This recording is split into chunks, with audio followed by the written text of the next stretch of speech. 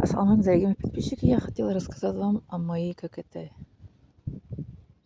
практике в четвертом курсе. На четвертом курсе, когда я была на этой станции скорой медицинской помощи, при получении оценки, но когда у нас закончилась практика, потом мы подходим, она как задает вопрос нам, и мы отвечаем на вопрос, и потом она оценки ставит. Мы 4 студента пришли, 3 девчонки были, 1 мальчик. А мы из 4 студента, я и одна девочка, мы вдвоем на все вопросы ответила, а двое они не, где-то ответили, где-то не ответили.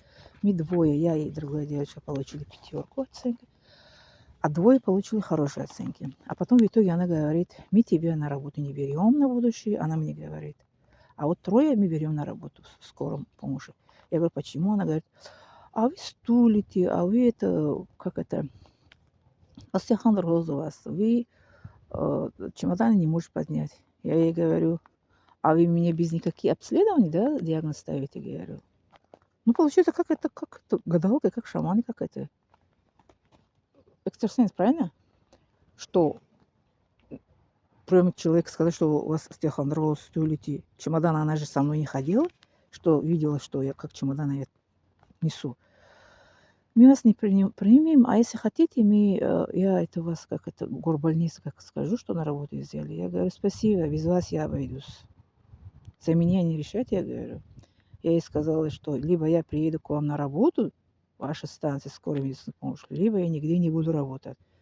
Потому что я мечтала работать в скором помощи. Если вы меня не берете на работу, не буду нигде работать. Ясно вам? По справедливости она поставила мне оценки, но на работу она сказала, вас не берем. А моя однокурсница сказала, что за того, что за национальность она вас так сказала. Однокурсница так сказала. Я сказала, да пусть скажет, да, как это хочет. Но я ответила, сказала, что я приеду к вам на работу, либо не буду нигде работать. Вот. Вот такие тоже бывают. В 4 курсе она так со мной относилась. Я говорю, ничего страшного. Как говорят, не конец света, правильно? Если она не принимает, ничего страшного. Зато я сказала, что я к вам приеду на работу. Потому что фельдшеры не имеют права работать на этой скорой медицинской помощи. Тоже да, раньше диплом, действовал, это тоже, что работать на скорой помощи и лечебным учреждением. А теперь мы это отдельные экзамены сдаем. Аккредитацию это отдельная, для скорой помощи отдельными, это наши однокурсники сдавали. А лечебными отдельно сдавали. У них меньше вопросов, у нас больше вопросов. У них это задача тоже меньше, у нас больше. У них это манипуляция тоже меньше, у нас больше. У нас лечебники больше, это все больше. Что это тест, что это манипуляция, что это ситуационная задача. А у этой, которые скорой помощи, у них меньше. Все меньше. Так она сказала, я, обиделась на нее, но не расстроилась.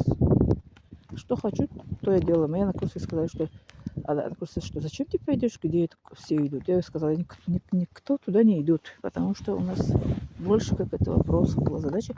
Я сказала, я пойду учиться где больше, где меньше, мне интересно. Где больше учусь, больше и знаний получаю. Вот так сдала и слава Аллаху, получила диплом медицинский 53 своего возраста. Учиться никогда не поздно.